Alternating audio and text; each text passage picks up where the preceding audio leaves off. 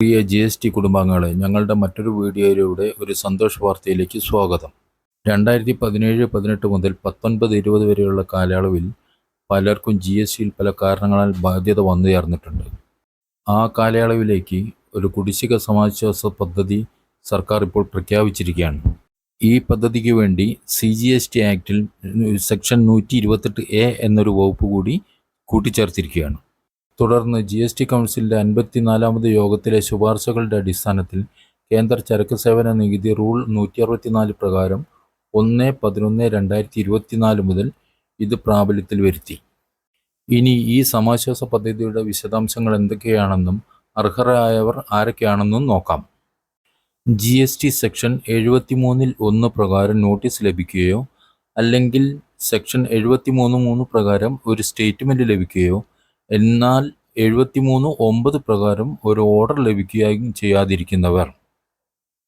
രണ്ടാമതായി, ഒരു നോട്ടീസിനുമേൽ അല്ലെങ്കിൽ സ്റ്റേറ്റ്മെൻറ്റിനുമേൽ സെക്ഷൻ 73(9) പ്രകാരം ഉത്തരവ് പുറപ്പെടുവിച്ചതിന് ശേഷം അപ്പീലിന് പോയെങ്കിലും അപ്പീൽ ഉത്തരവ് ഇതുവരെ ലഭിക്കാതിരിക്കുന്നവർ.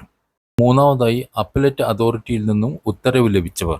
കൂടാതെ അപ്പലറ്റ് ട്രിബ്യൂണലിൽ കേസ് വിധിയാകാതിരിക്കുന്നവർ എന്നിവർക്കാണ് ഈ നിയമത്തിൽ നിഷ്കർഷിച്ചിരിക്കുന്ന ആനുകൂല്യങ്ങൾക്ക് അർഹതയുള്ളവർ.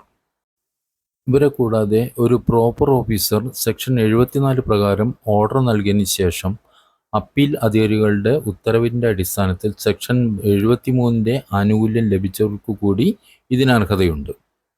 ഇനി ഇതിനുള്ള അപേക്ഷ എങ്ങനെയാണ് കൊടുക്കേണ്ടതെന്ന് നോക്കാം.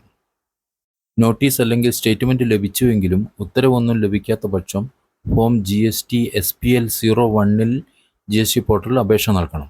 നോട്ടീസിനുമേൽ അല്ലെങ്കിൽ സ്റ്റേറ്റ്മെൻറ്റിന്മേൽ സെക്ഷൻ 73 ഉപവകുപ്പ് 9 പ്രകാരം ഉത്തരവ് ലഭിച്ചതിന് ശേഷം അപ്പീലിന് പോയെങ്കിലും അപ്പീൽ ഉത്തരവ് ലഭിച്ചില്ല എങ്കിൽ ഫോം GST SPL 02-ലാണ് അപേക്ഷ നൽകേണ്ടത്.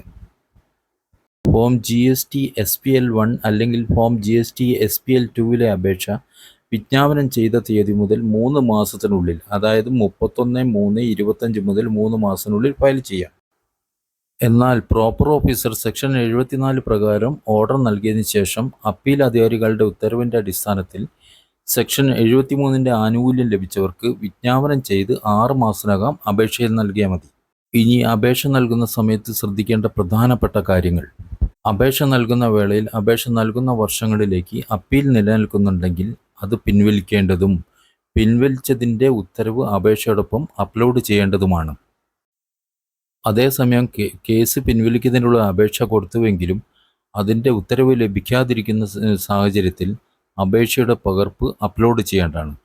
അതോടുകൂടി പ്രസ്തുത ഉത്തരവ് ലഭിച്ചതിന് ശേഷം 1 മാസത്തിനകം ഉത്തരവ് അപ്ലോഡ് ചെയ്യാം എന്നും അതിൽ രേഖപ്പെടുത്തേണ്ടതാണ്. കൂടാതെ വ്യത്യസ്ത വർഷങ്ങളിലേക്കുള്ള ഉത്തരവിനുമേൽ വ്യത്യസ്ത അപേക്ഷ നൽകേണ്ടതാണ്. അടുത്തതായി, ഈ നിയമത്തിന് കീഴിൽ പണം അടയ്ക്കുന്നത് എങ്ങനെയാണെന്ന് നോക്കാം. ഈ നിയമത്തിൽ അനുശാസിക്കുന്നത് ഓർഡർ ആകാത്ത നോട്ടീസിന്മേൽ പണം അടയ്ക്കേണ്ട DRC 03 മുഖാന്തരമാണ്. എന്നാൽ ഓർഡർ കിട്ടിക്കഴിഞ്ഞ കേസിൽ ഇലക്ട്രോണിക് ലയബിലിറ്റി രജിസ്റ്ററിൽ പാർട്ട് 2-ലെ ഡെബിറ്റ് എൻട്രിയിലൂടെ ആയിരിക്കണം പണം അടയ്ക്കേണ്ടത്. കൂടാതെ പണം അടയ്ക്കേണ്ട അവസാന തീയതി 31/3/2025 ആയാണ് നിജപ്പെടുത്തിയിരിക്കുന്നത്. പ്രത്യേകം ശ്രദ്ധിക്കുക, 31/3/2025 ആണ് പണം അടയ്ക്കേണ്ട അവസാന തീയതി.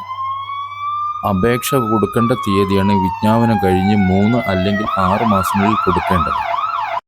മറ്റൊരു സുപ്രധാന തീരുമാനം 2017-18 മുതൽ 2020-21 വരെയുള്ള കാലയളവിലെ ITC ഉപയോഗിക്കാനുള്ള കാലപരിധി 30/11/2021 വരെ നീട്ടിയതിനാൽ ആ കാലപരിധിക്കുള്ളിലാണ് ITC ഉപയോഗപ്പെടുത്തിയതെങ്കിൽ അത്തരം ഓർഡറിന്മേൽ പണം അടയ്ക്കേണ്ടതില്ല.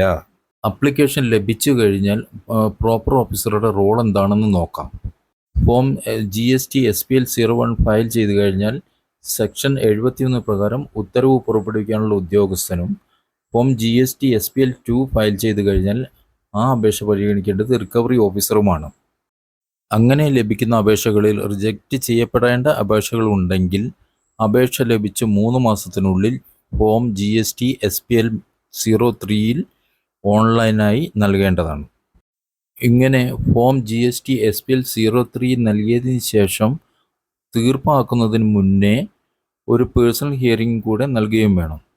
ഇതിന് മറുപടിയായി വ്യാപാരി ഫോം GST-SPL 04 മറുപടി നൽകേണ്ടത്. അതിനുശേഷം മറുപടി സ്വീകാര്യമാണെങ്കിൽ പ്രോപ്പർ ഓഫീസർ ഫോം GST-SPL 05 ഉത്തരവ് നൽകേണ്ടത്. എന്നാൽ മറുപടി സ്വീകാര്യമല്ലെങ്കിൽ ഫോം GST-SPL 07 റിജക്ഷൻ ഉത്തരവ് നൽകണം. ഇങ്ങനെ അപേക്ഷ ലഭിച്ചു കഴിഞ്ഞാൽ 3 മാസത്തിനകം പ്രോപ്പർ ഓഫീസർ ഫോം GST-SPL 05 അല്ലെങ്കിൽ ഫോം GST-SPL 07 ഉത്തരവ് ഓൺലൈനായി നൽകേണ്ടതാണ്. അഥവാ സമയപരിധിക്കുള്ളിൽ ഉത്തരവ് നൽകാൻ സാധിക്കാത്ത പക്ഷം സ്വയം അംഗീകാരം ലഭിച്ചതായി കണക്കാക്കുന്നതാണ്. ഇനി ഈ നിയമത്തിന് കീഴിൽ അപ്പീലുകൾ എങ്ങനെയാണെന്ന് നോക്കാം.